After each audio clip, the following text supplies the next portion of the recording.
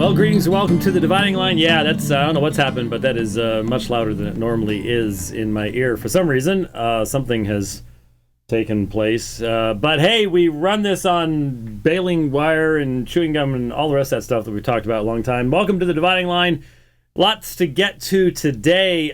Seemingly there has been a domestic terror attack today, and there seems to be I've seen some evidence that ISIS tweeted about it while it was happening, which may indicate that they were part of it, and 4 Marines dead so far in a shooting. I think for a lot of Americans, that violence is just over there. You know, that's Syria, that's Iraq, it's supposed to be there. Once it starts happening in our own streets, I was thinking, you know how many young people today were not around, or not young enough, or not old enough to even remember September 11th? It's scary, and I think we've become quite complacent. But then again, let's just be honest. There's a reason for that, and I think that just as this nation is so evil. The Planned Parenthood thing. Oh my goodness, the memes I've seen on that, there have been some really good ones. But are we really all that surprised that the proprietors of the culture of death have no hearts? You know, they want to sell baby hearts because they have no hearts left themselves. When you murder babies every day, it destroys you. I mean, you can't remain truly human. You're destroyed by it. It's just, and of course we can't talk about good and evil. You know, that may be troubling. It's very troubling. No, it's absolutely evil, and I don't know that there's anything that can be done about it, because these people are ensconced in the very positions of power.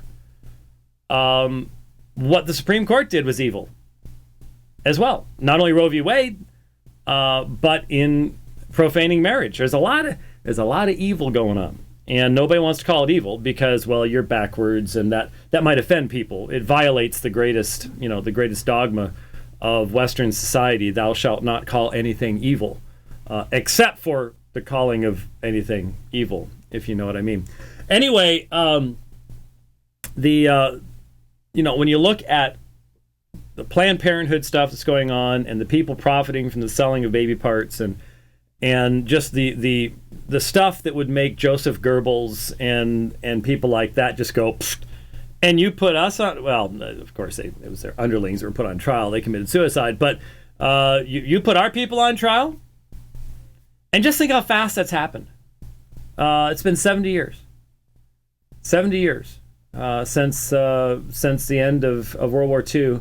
And in 70 years, now we're the ones that are doing it. Now we don't, we do it much more cleanly, and for much more money, and for sexual freedom, but we still do it. And so back to why I started on this little tangent.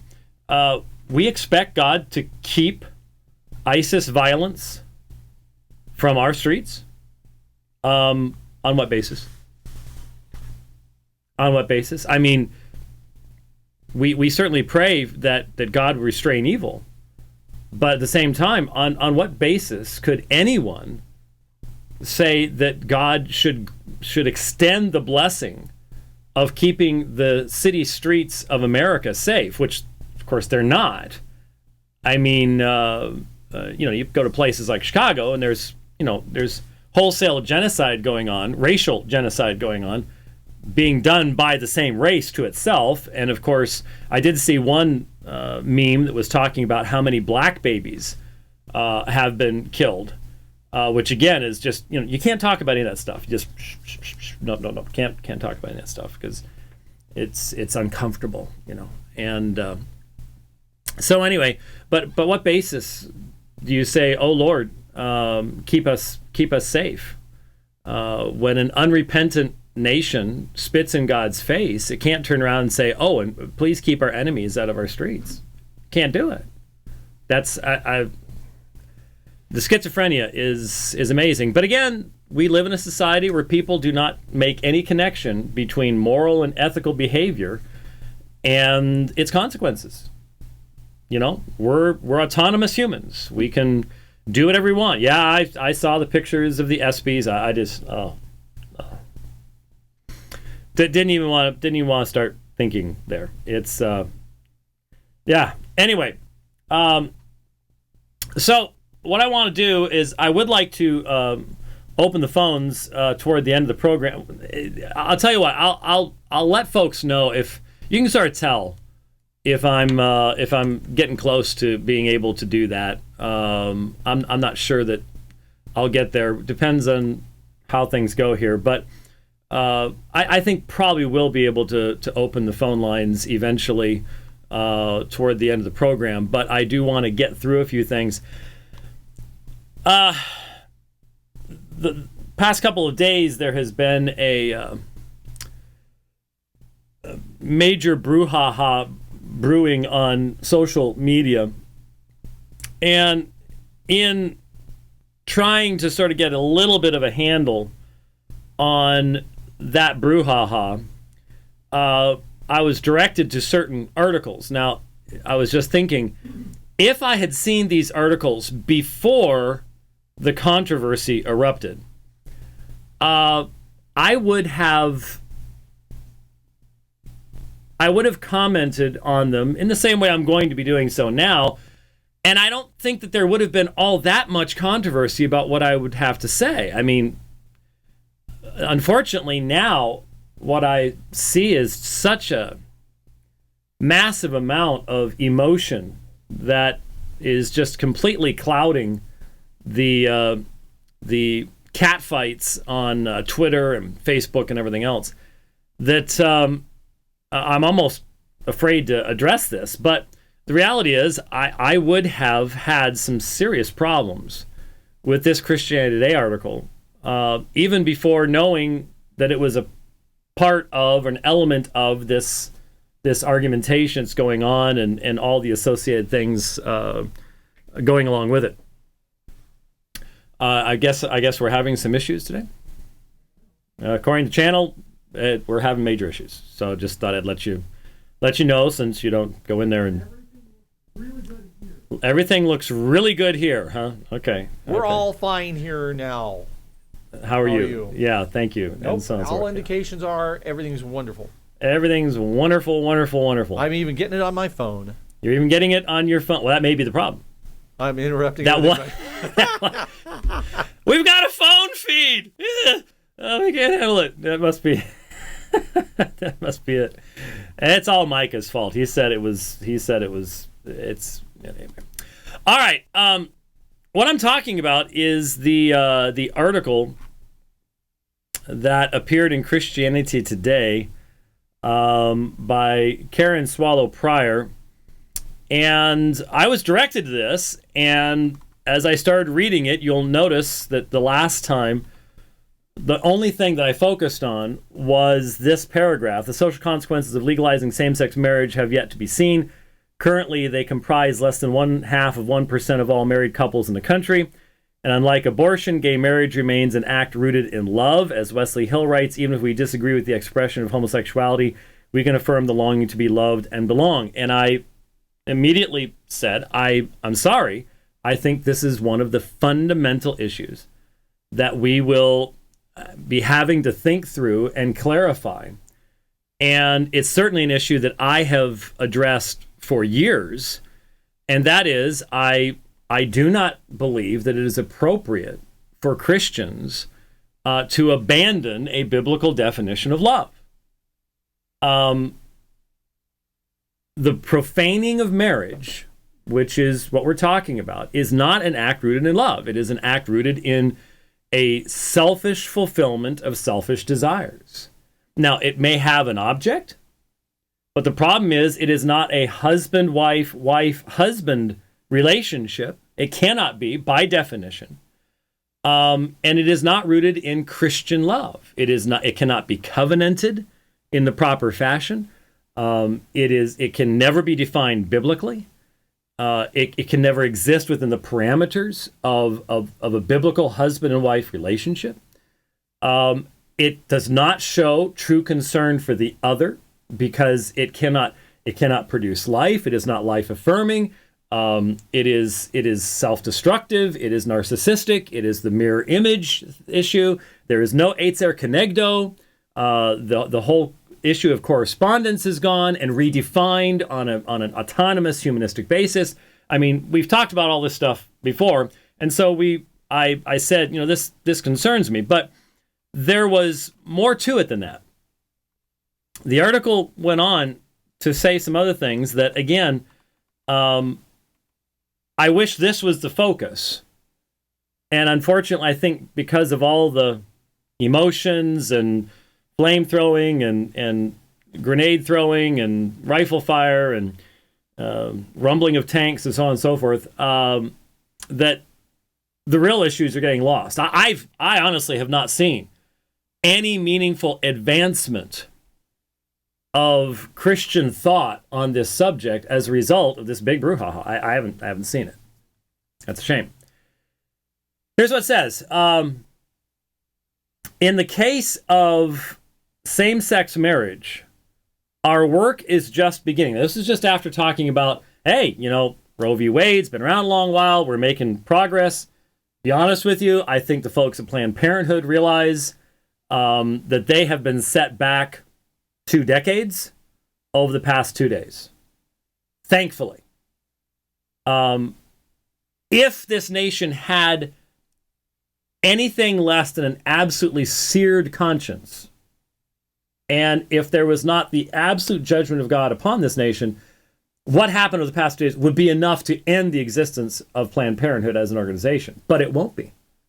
In fact, I predict there will be almost no meaningful long-term result from this. I'm sorry, but I look at the American electorate, I look at what their attention span is and the depth of their thinking, and I go, what can I say? Anyways, that's what's being said. And it says, in the case of same-sex marriage, our work is just beginning. We must now repent of the injustices we have perpetrated on LGBT people. Now, again, I absolutely insist that we must challenge the unaccepted use of that acronym. The disorder from a biblical perspective represented by each of those letters in the acronym is different. It's different. It manifests differently. You have to approach it differently, pastorally, theologically, sociologically, everything. I mean, bisexuality, transgenderism, this is just simply a group of disordered, unbiblical sexual desires crammed together and creating a community. How is it Christian or even loving toward these people to not challenge the creation of a community based upon rebellion of what is best for anyone creatively and prescriptively by God's law? How is that? I don't get it. I'll be perfectly honest. I don't get it. But repent of the injustices we have perpetrated on LGBT people. I'd like to know what these are, because I know what this group says it is. You've called us sinners. Yeah, we've actually called everybody sinners and identified homosexuality as sin. Excommunicated people. Well, that really looks weird. What are you doing in there? You're playing around with camera angles, aren't you? Don't throw me curves. I'm busy here. Just stick with the normal stuff and don't throw me curves. We've not allowed people who are unrepentant sinners to have leadership positions in the church. What exactly, what injustices have we done? Because, see, what the LGBT people, what the affirming people are saying is that you've done injustice by denying marriage to us. And remember, this was a really, really, really new thing, but you've done us injustice by denying us all these uber rights and marriage and adoption. And I'm sorry, but if that's what this is about, I'm in shock. In light of everything else that's been said about the perspectives of this person, so on and so forth. So what injustices are we talking about? We're not told. We're not told. Perpetrated. Sounds like we've just been guilty of really bad things. Now, there are all sorts of people who are ignorant of what the Bible teaches or use the Bible as a reason for hatred. Hopefully that's not what's being talked about here, because who is the we here? You know, I don't know. Not only is such mistreatment, whatever it is, wrong, but in a bit of cosmic irony, it played a significant role in galvanizing social momentum toward acceptance of gay marriage. Now, I mentioned when I got back from Utah that I had read the entire Supreme Court decision. The majority opinion was a mishmash of frighteningly childish, emotionally driven drivel. I lost all respect. I'm sorry, I had no respect for Kagan and Sotomayor to begin with, especially Kagan, given she should never have been on the court in the first place, and especially should never have been dealing with this subject at all, given her past. I mean, that's the only reason she was put there. I don't think there's any question about that at all. I don't know how anyone could argue that. Just look at what she did as the head of that college. Anyways, but I lost every shred of respect for Kennedy. The argumentation was so touchy-feely. Well, what about children of gay families? They'll be made to feel bad. As if this is a basis for redefining the entirety of marriage. It was shocking in its essence.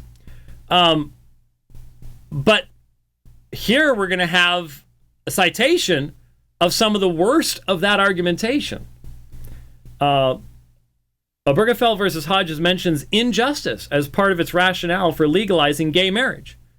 Justice Anthony Kennedy, writing for the majority, stated, especially against a long history of disapproval of their relationships, this denial of the right of same-sex couples to marry works a grave and continuing harm, serving to disrespect and subordinate gays and lesbians. Now, how else? I'm sorry. Part of the brouhaha has been over defining what affirming or non-affirming is. This is affirming language. It may be very poorly expressed by the author here, because she says I'm not. But if you quote this argumentation, you're saying that the injustice that the church has done is disapproving of homosexual relationships? What's the only possible conclusion? That we should approve of these relationships? I mean, at the very least, Dr. Pryor should recognize that she has not been clear and has been very confusing. If you have been reading, which most of you haven't and don't want to, as I don't want to, but I do, if you've been reading the quote-unquote gay Christian propaganda for years now, it's like, sounds familiar. So how do you put together injustices we have perpetrated on LGBT people, mistreatment, and then you quote long history of disapproval of their relationships? Serving to disrespect and subordinate gays and lesbians. Do you believe that gays and lesbians, when it comes to the issue of marriage and relationship, that should not be subordinated to a true God-honored marriage between a man and a woman? If you're saying that two men and two women together is equal to a man and a woman, which is what the gay affirming position is, how is that not an affirming position? I'm confused. And I read this as a person, don't make me start quoting the books I've read. I don't even want, some of them, thankfully, I've forgotten. Well, actually, I was reminded a lot of them, as we're going to see in this next article I'm going to look at by Graeme Codrington. Graeme Codrington was reminding me of some of those books. Anyways, the sense of injustice among LGBT Americans did not emerge ex nihilo. Well, the question is it, from a Christian worldview, appropriate to say that there has been injustice toward a community based upon disordered desires, and that injustice involves disapproval? So in other words, hasn't the Supreme Court laid the foundation for identifying the Christian view of these things, forever enshrined in 1 Corinthians 6, 9 through 11, as bigotry, bias, injustice? And how is this not correcting that? It's not correcting that. It seems to be agreeing with it. It came from real discrimination, often carried out in the name of Christ. Discrimination. There it is. How many times have I said? You have to define what the word means. We discriminate every single day. If your church has a profession of faith, a confession of faith, a confessional document, it discriminates. It must. We discriminate against Unitarians. Jehovah's Witnesses cannot join my church. And that is a good and right thing. And it is a good and right thing to identify homosexual behavior as destructive of human flourishing. That is a good and right thing. So I discriminated against things when I had children that would be destructive of my children's well-being. That's called being a parent.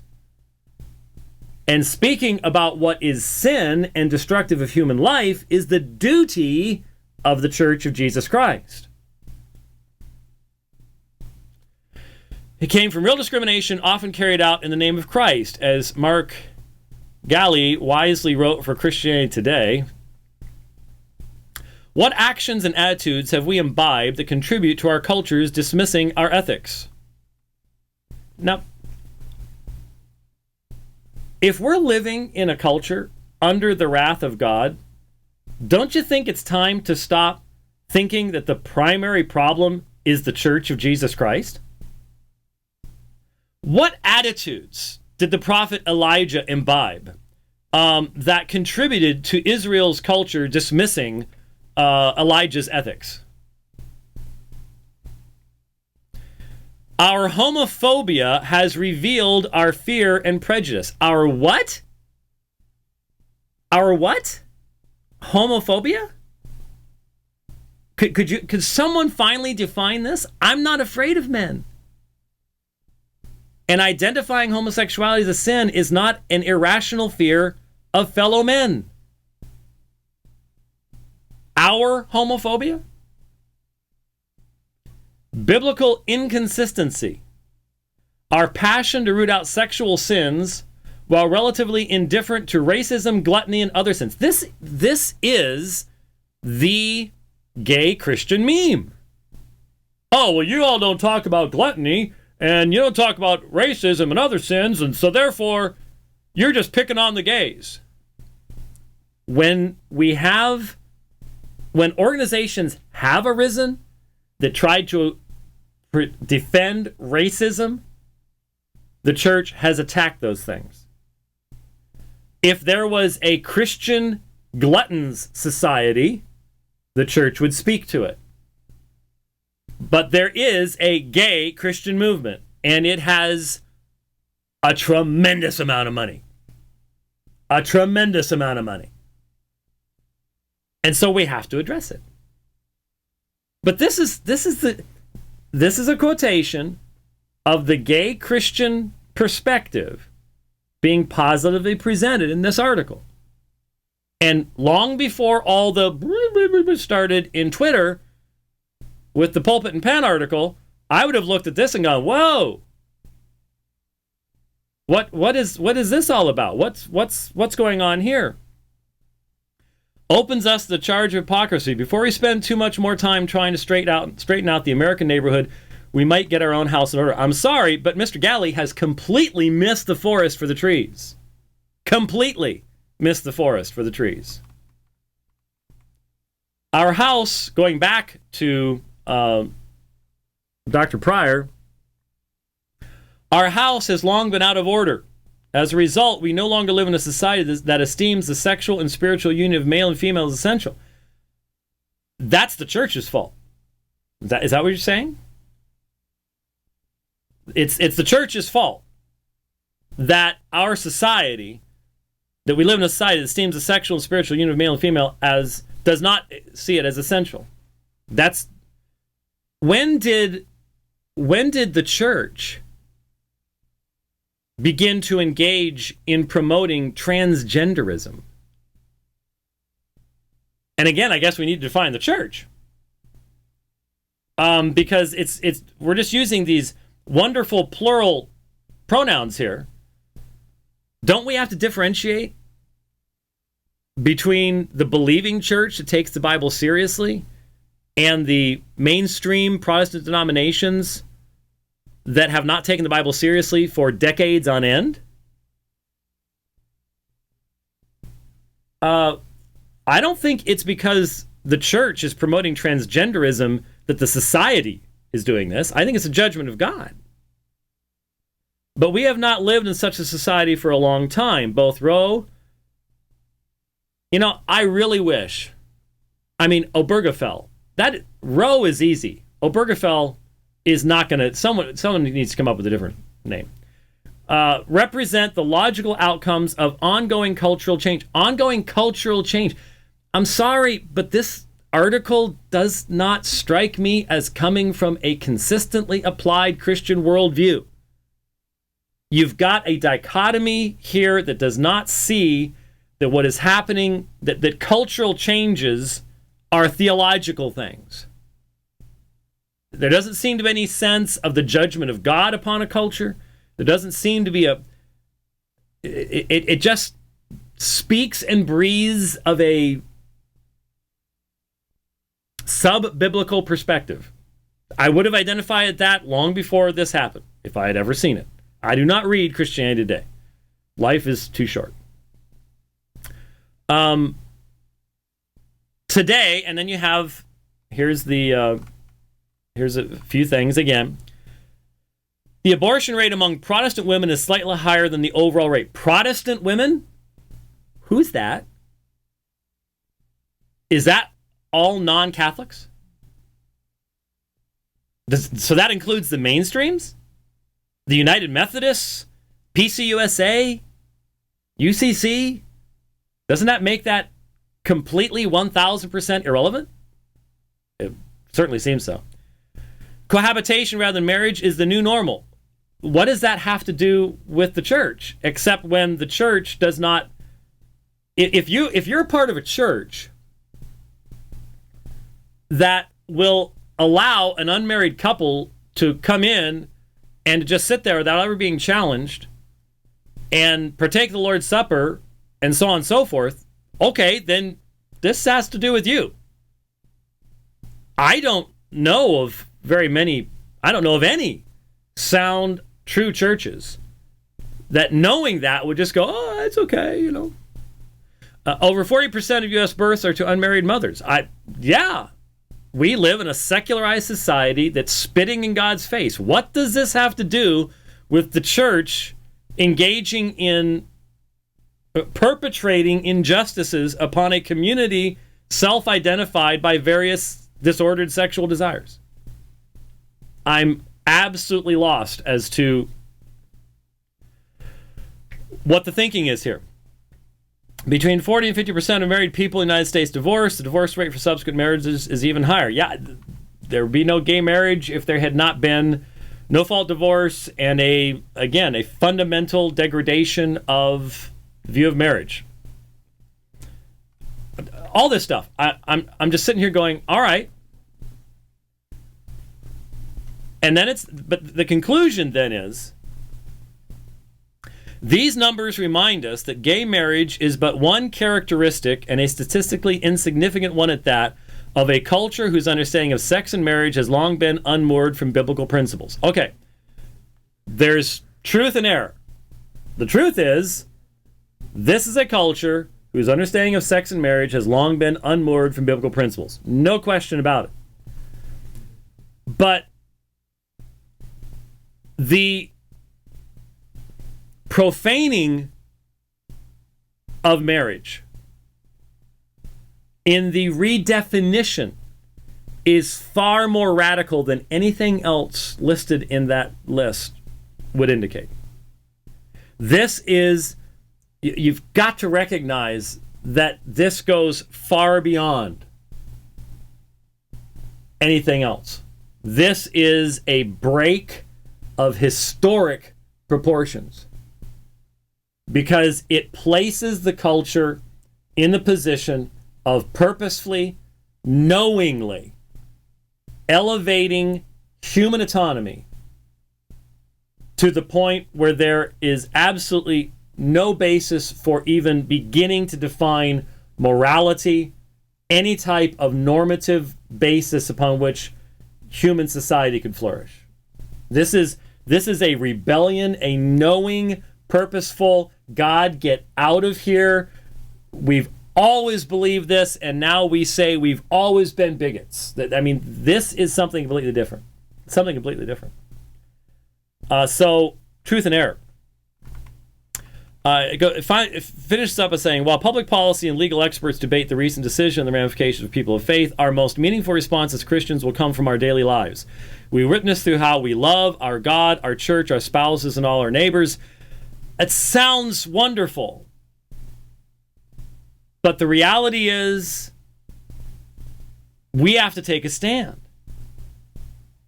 And it is not loving to a neighbor to not be able to explain to them why Jesus taught what he did in Matthew chapter 19. That's not loving to our neighbor. It's not loving to our neighbor when we have the opportunity to warn them against behaviors that will be self-destructive and lead to death, not to life. I don't know what's being said here. How can you argue with love God, love your church, love your spouse, love your neighbor?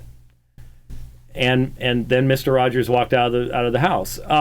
You can't argue with that. But what does that mean? That doesn't give any guidance as to what we're supposed to be doing. And it doesn't address the reality that we face a situation where we must know why we believe what we believe. And we must know why marriage is between a man and a woman. Why it's a covenantal, lifelong relationship. And that the breaking of it is destructive to everyone involved. And the redefining of it is an absolute act of rebellion. We have to know why that is and be able to explain it. So I would have been very troubled by this article had I seen it before all of the brouhaha developed. It really would have been. But there's some of the reasons for my being troubled by it. The language, if that's all I read, if that was, and Dr. Pryor directed me to this, so evidently she believes it represents her position. I would consider at the very least the author of this to be minimally in the middle and to be thoroughly compromised on important elements of this issue, even before all the rest of this stuff exploded. And there's why. There's why. So there you go. Now, I move from that to an individual about whom there is no question whatsoever on this subject, and that is Graeme Codrington down in South Africa. Now, I'm going to tell you right now what I'm concerned about. I, got confirmation that Mr. Codrington wants to debate gay Christianity when we go to South Africa, and I want to do it as well. And we've proven that we can do that in an appropriate, proper fashion. I am concerned that there is going to be so much pressure put upon him to not do this that it won't happen. And the reason's real simple. The people on that side of this issue recognize that actually their position has been moved forward not through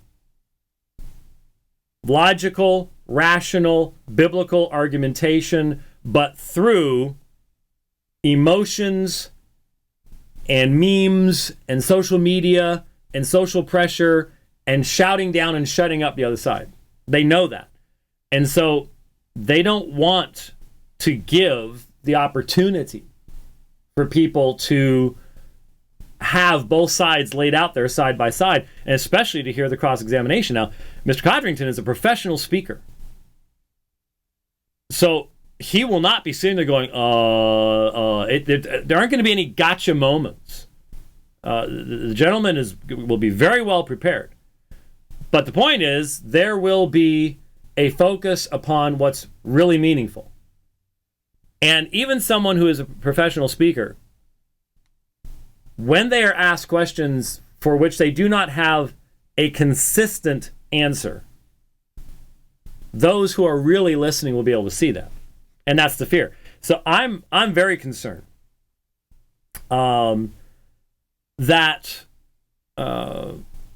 there will be pressure brought to bear and possibly, result in this not happening. I would appreciate your prayers that it will happen, because I would like to see it happen. I posted on, I'm getting all sorts of stuff in Twitter that while trying to, homophobia refers to treating gay people badly, not to fearing them. Really, that's so words don't have meanings. Tom Buck sent me a tweet to Shirley Ann McMillan saying homophobia refers to treating gay people badly, not to fearing them. So they even get to have special words. What is the term for treating Christians badly? Would that be Christophobia? I prefer to actually utilize words that have meaning. What does badly mean? You mean disagreeing with, right? That seems to be the issue. And it seems to be that simply disagreeing with a homosexual is treating them badly. That's the problem. Anyway, Graeme Codrington has a website, futurechurchnow.com, and he posted an article called "Don't Stop Now. It's not enough for churches to just welcome gay people." And this is why this debate needs to take place, and here you go. The last few weeks since the Supreme Court in America approved same-sex marriage and Ireland voted to do the same, there's been a lot of conversation, mainly argument on all forums and social media platforms, rightly so. This is a massive shift in society. Some people have asked me why I've made such a big deal of it and why I am pushing the issue so hard. The reason is simple. Now listen to the background here. I grew up in a very conservative part of the Christian tradition. I was taught that I was part of a chosen group who were going to live in paradise, and everyone else was hated by God and would suffer for eternity. If you don't think about it too much, there's comfort in being part of the chosen. When you apply your mind to it, though, it's a horrifying mindset. It actively creates us versus them divides at every level. Now, institutional, politicized, political Calvinism can be an ugly thing. And if the history of Reformed churches in the Netherlands, for example, teaches us anything, it teaches us that a theology that emphasizes election without the balanced biblical element of conversion and repentance from sin becomes an ugly caricature that is damaging to everyone who experiences it.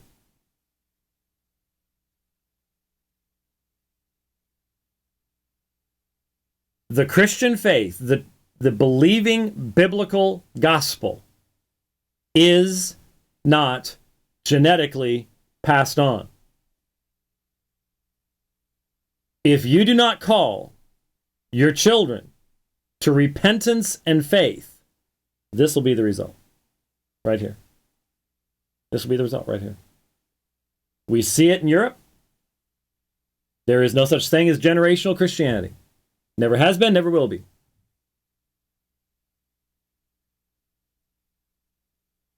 Here you hear him saying, when you apply your mind to it, though, it's a horrifying mindset. It actively creates us versus them divides at every level. Now, just stop for a second.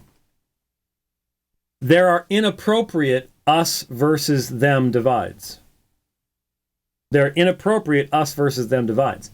But you cannot tell me that there are not biblical us versus them divides. The teaching of Jesus is filled with discussions of us versus them. Filled with light versus darkness. The children of God and the children of the evil one. There's us versus them all over the place, but it's primarily a repentant versus non-repentant people.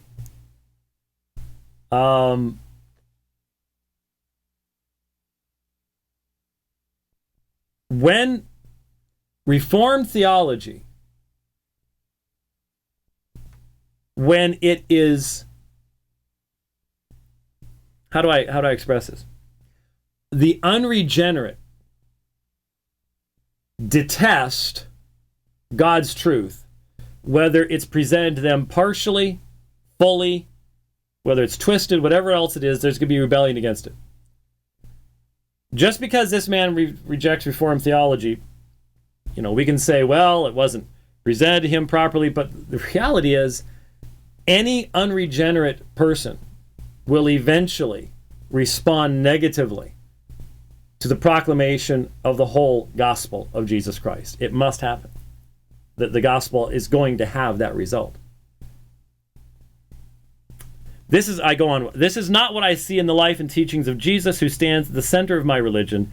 I see someone who breaks down these us versus them divides at every opportunity. He does it across all sorts of lines: race, culture, economic status, politics, religion, and sexuality. What you have here, and again, some of you may have not seen this program before, maybe not familiar with the dividing line, but we've been talking about this for a very, very, very, very, very long time. What you have in so much modern, quote-unquote, Christianity is designer Jesusism. You come up with a Jesus that amazingly looks like you and talks like you and has the same political views you do. And then you say, this is the center of my religion. Well, again, in some senses, Jesus broke down us versus them divides. Certainly, the Pharisees had and I was silly to think that I'd get done with this by this point in time to open the phone lines, but as long as it takes. When it comes to the Pharisees, we know from extra biblical writings and sources, looked at the Am Ha'aretz, the people of the land. And we see in the New Testament that they looked down upon these people, and these people were not worthy of God's blessing, and they, the Pharisees, had God's blessing because they did this, that, and the other thing. Jesus broke down that us-them divide. Why? Because it was not based upon any type of biblical basis. It was, in fact, in contrast to the teachings of the prophets and so on and so forth. But he did not break down, for example, us versus them divides on religion. Where did Jesus say anything that would say that, you know what, Judaism's good, but, you know, Buddhism's okay too, and Zoroastrianism, or, you know, whatever. The Assyrian gods, Babylonian gods, we just need to put all this stuff aside and love one another. Jesus didn't do that. Jesus did not do that. Sexuality? Read John 4 recently? Yeah, you've had 5. Oh, I perceive you're a prophet. Seems Jesus had the same sexual ethics in Matthew 19 as the Bible taught. He didn't break down any divides there. In fact, he built it up higher than, because the Jews have been chipping at it. Well, you can divorce your wife for any reason. Oh, no, you can't. And here's why. So, sorry. Doesn't work there. So now the church is confronted by such a radical shift in societal norms, which Christians should look at from a biblical perspective and not from a secular perspective. We have an opportunity to reform our churches too. So the church is to be reformed based upon radical shifts in societal norms. This is not a biblical definition of the church. Who reforms the church? I thought Christ did that by his Spirit. So are you saying that these moves in the society are a move of the Spirit of God and not abject, clear, obvious rebellion against God's word? Something tells me that Mr. Codrington and I have very different views of the normative nature of Scripture and probably the meaning of terms like inspiration, consistency. Have a feeling. It's a key moment in history, and we must grasp it. It is incredibly hard for someone who has grown up their whole life not just believing that homosexuality is a sin, but also that gay people are actually disgusting and despised by God, to see what is now happening around the world. Disgusting and despised by God. That's every sinner. That's what Isaiah recognized about himself. Woe is me, for I am undone. Is that not what the psalmist says about himself in his sin? That he is despised and despicable and a worm and under the wrath of God. Isn't that a biblical view of all sinners before God? Not in the quote-unquote red letter Christianity. I get the feeling, because he specifically, in another article, mentions, and in fact, let me grab it here. Yeah.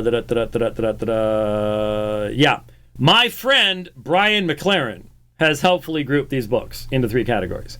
So you've got the red letter, I don't actually believe the Bible, I make up my own Jesus and then read the rest of the Bible through that lens, get rid of everything I don't want, kind of rabid liberalism that, you know, that's the only way you can get around biblical sexual ethics, is you've got to get rid of parts of the Bible in the process.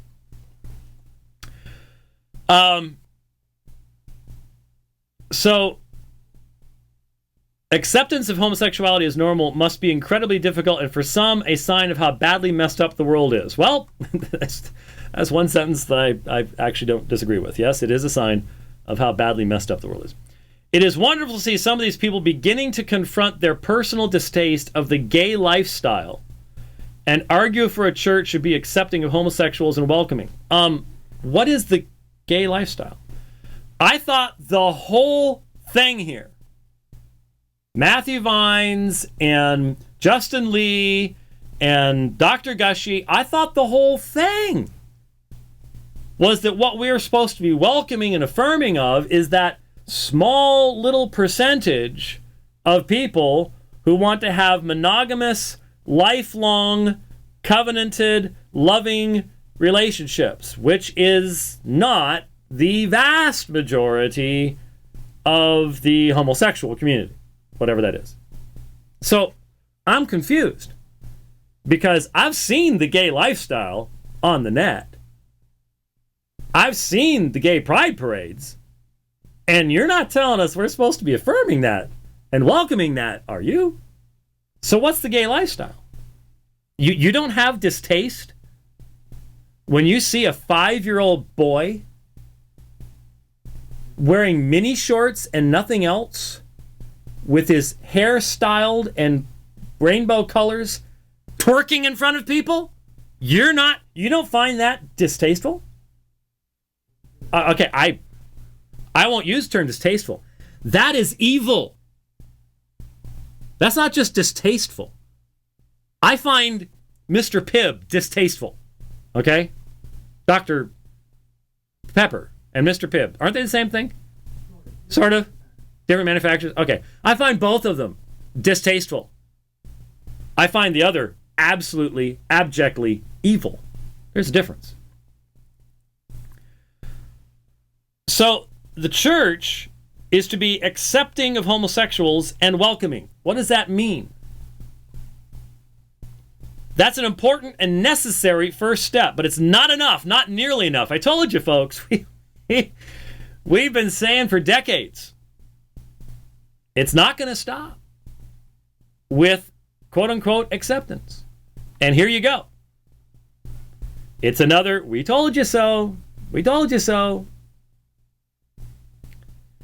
For those who believe that the Bible affirms same-sex marriage, we, so that's obviously Mr. Codrington, cannot stop and applaud this halfway step.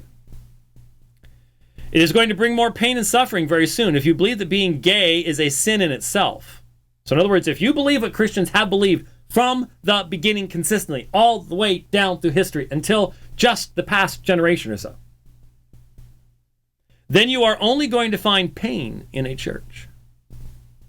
And churches that welcome gays but still believe that being gay is sinful are going to cause deep and abiding harm to people. Homosexuals who attend those churches will be second-class citizens, will be prohibited from leading, serving, and exercising their spiritual gifts and calling. They'll be broken down, not built up. So Mr. Codrington's perspective here is there is no room for the opposition. The other side must be completely eradicated.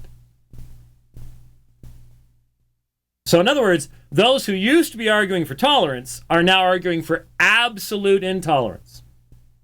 We've been, from the beginning, saying there is no room for tolerance because there is no room for rejecting the lordship of Jesus Christ. We will not be tolerant of anyone who claims to stand in the place of Jesus in the church. Intolerance for that. Must be.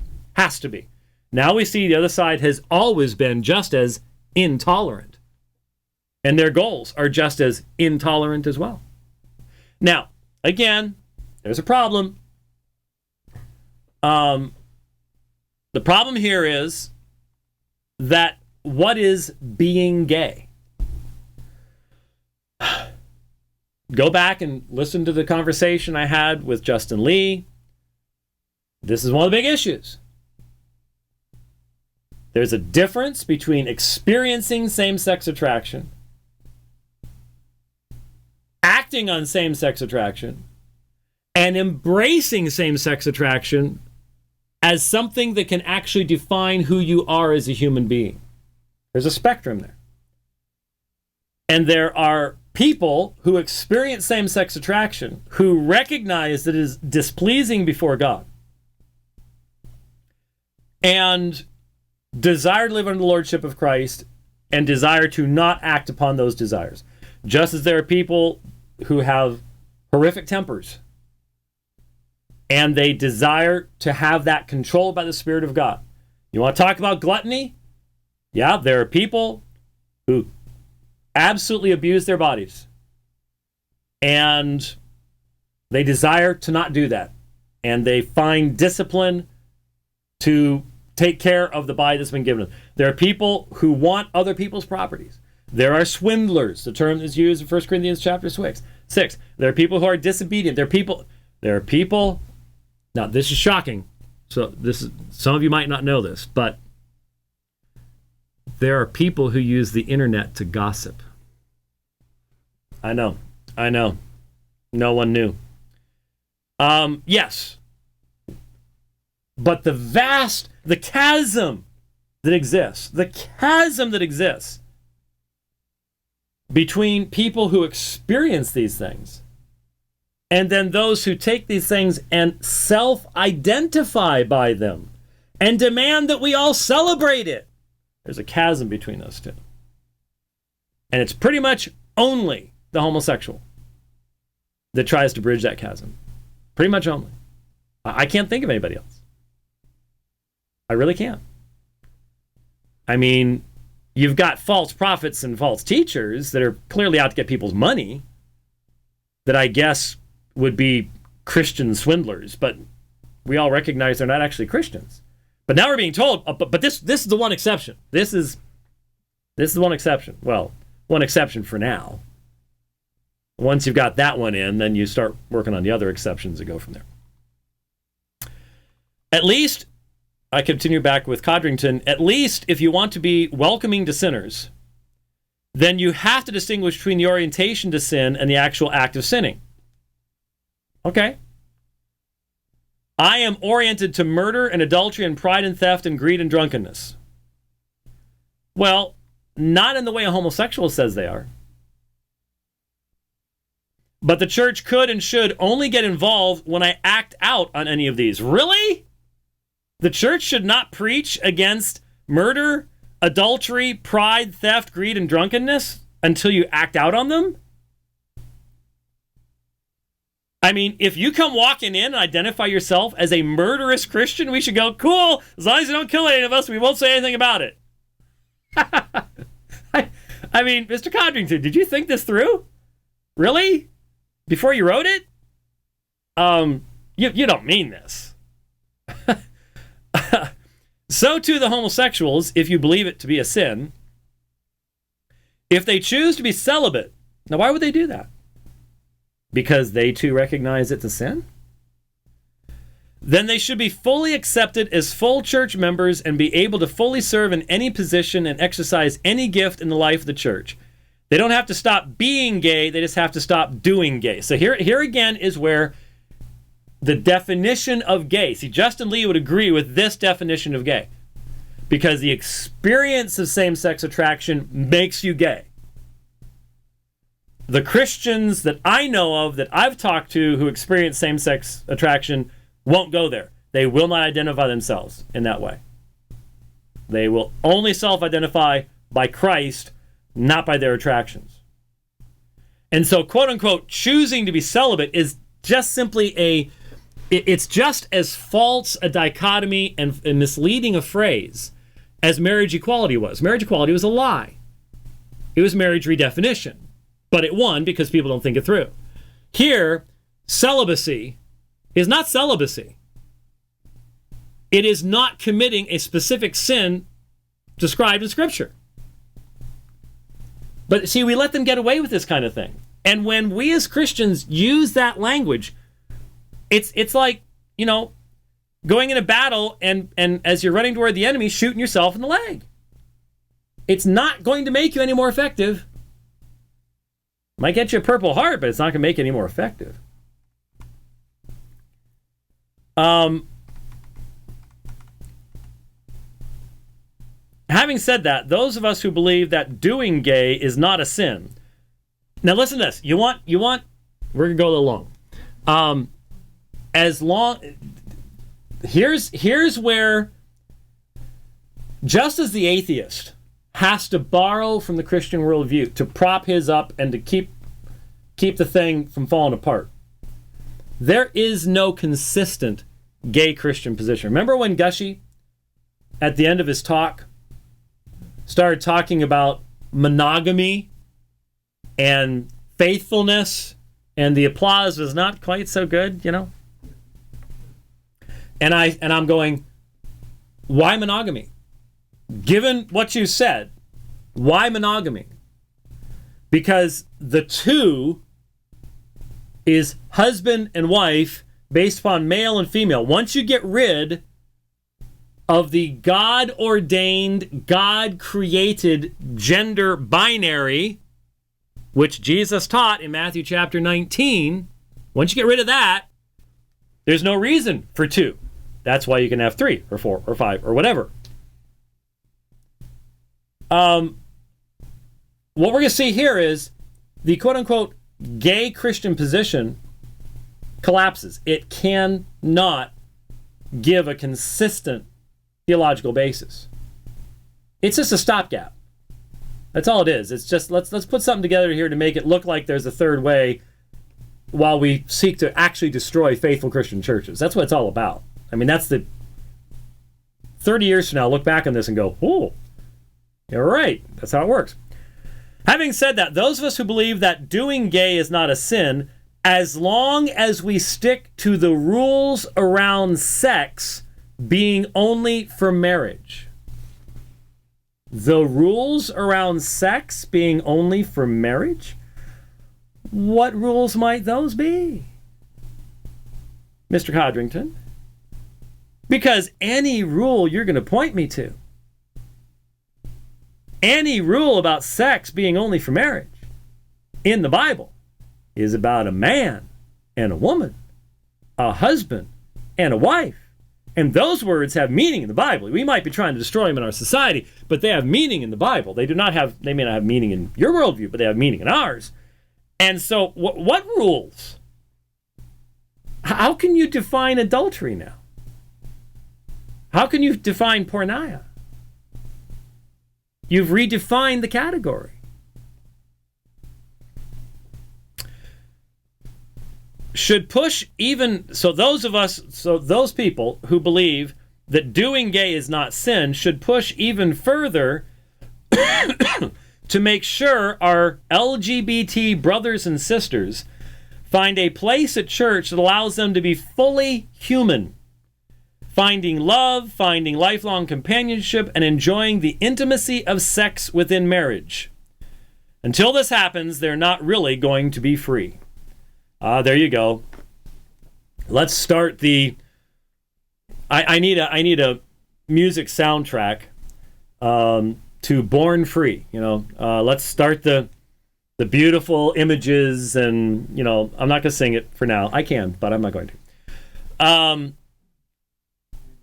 And of course, the thing, of course, that we may want to go, really? I mean, let's really get the emotions going here. But Mr. Codrington, one of the reasons I'm so passionate about this is what you're actually doing is you're placing people in slavery to death. In slavery to death. And I think every single homosexual pair that pretends marriage at some point in time, maybe in the middle of the night, maybe when they're alone with their own thoughts, they're not having to perform for the audience, they're not having to do anything other than be honest with themselves. Stand at a window and they look out and they see a husband and a wife walking down the street with their children, and they know within themselves. There's a moment when they stop suppressing, they stop holding down that truth, and they know within themselves it's all a lie. I have been lied to, and I've lied to myself. I've lied to this other. And you want despair? People say, you people, you're causing suicides. I say to you, those of you who are promoting homosexuality as a moral good, you are the ones that are promoting that despair. God did not design us to be that way. You want freedom? It's not in giving in. It's not in giving in and defining yourself by these things. They're not really going to be free. For those who are now more comfortable being for the gays, please don't stop yet.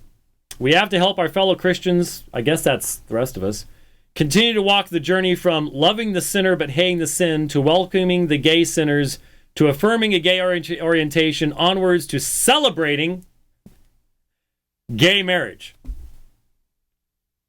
What have I told you? Long before they would use that language, we were telling you, they will not stop with acceptance or toleration. We must celebrate. We must say it's good. And here it is. Onwards to celebrating gay marriage, which should just be called marriage. See? We can't even define marriage biblically any longer. Not even allowed to. And supporting and discipling all people who call themselves Christ followers. How do you disciple someone? What's the basis of this? You've thrown the Bible right out the door, right out the window. So, what's the basis of discipleship? Who call themselves Christ followers with no discussion or concern over sexual orientation. Can't talk about it. Does this include? Well, we're not allowed to say this according to Matthew Vines. But when you disciple someone, should you just tell them that they can ignore Leviticus and we don't have to? Yeah, I know Jesus said second greatest commandments there, and I know there's all this stuff about honoring father and mother and doing justice, but it's right there in Leviticus. It talks about sexual orientation, it talks about incest, and it talks about bestiality, and it talks about all that stuff right there next to homosexuality. And you're saying we no discussion or concern over sexual orientation. We can't talk about it. Oh, but then in parentheses, while still having things to say about sexual behavior. Again, you can't hold this stuff together, not with any level of consistency. While still having things to say about sexual behavior, you've already thrown out having anything to say about sexual behavior. You can't derive it from the Bible. Your only source left is whatever society says. So once society says that polyamory, adultery is good, it's okay, fine. From your viewpoint, from what you said here, shouldn't talk about that either. Shouldn't talk about that either. Don't stop now. Don't stop here. There's still a long path ahead. And don't be fooled by the untenable positions of love the sinner but hate the sin. As long as you still think homosexuality is a sin, as long as you still believe what Christians have always believed, and is the only tenable exegetical position, if you believe all the Bible teaches, it would be better that you sent gay people away from your church to go worship somewhere else. You're just going to hurt them even more.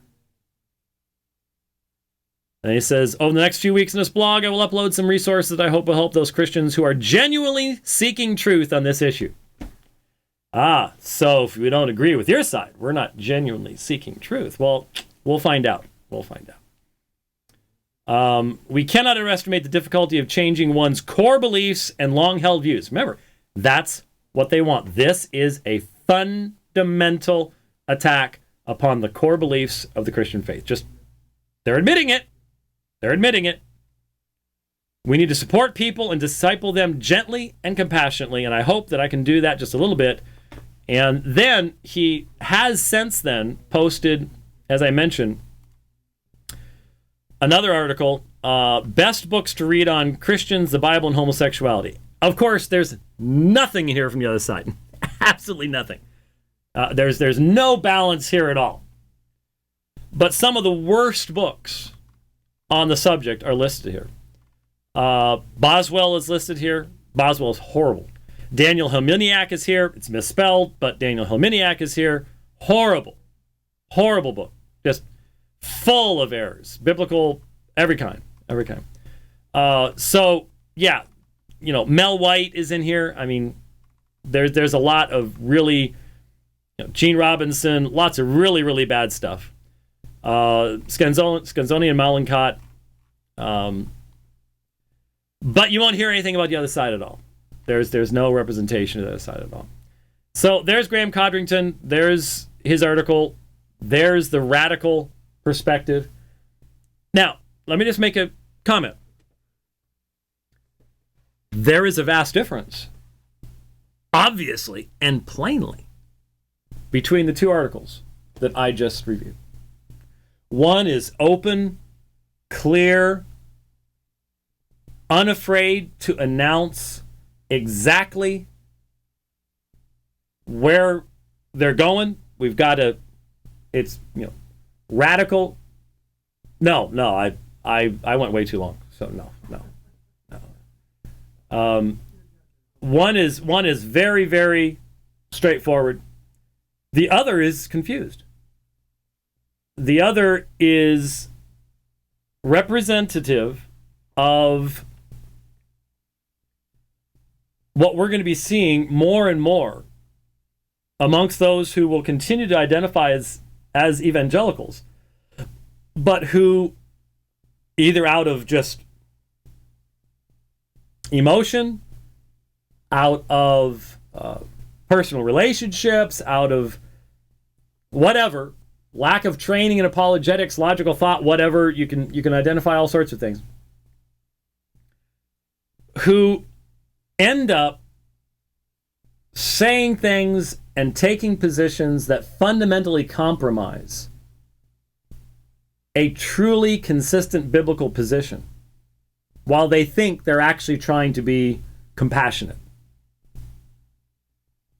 There's a difference between the two. And what we try to do on this program is, we read the articles, we play the videos, whatever. We try to be accurate in what we're saying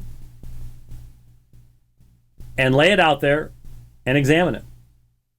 And hopefully this has been helpful to you today. The last program was extremely eclectic.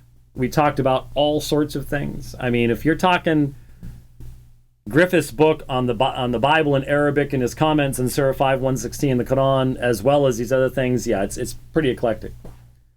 But today we focused on just one thing because, we're facing a society that is making this the key issue. And so we need to think it through and to think it through carefully, if for no other reason that we want to honor Christ and honor his gospel.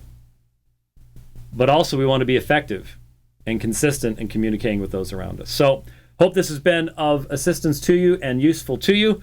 Not sure what next week's going to bring because I'm going to be in Colorado again. So, but if obviously something big comes up, we'll find a way to get back together with you.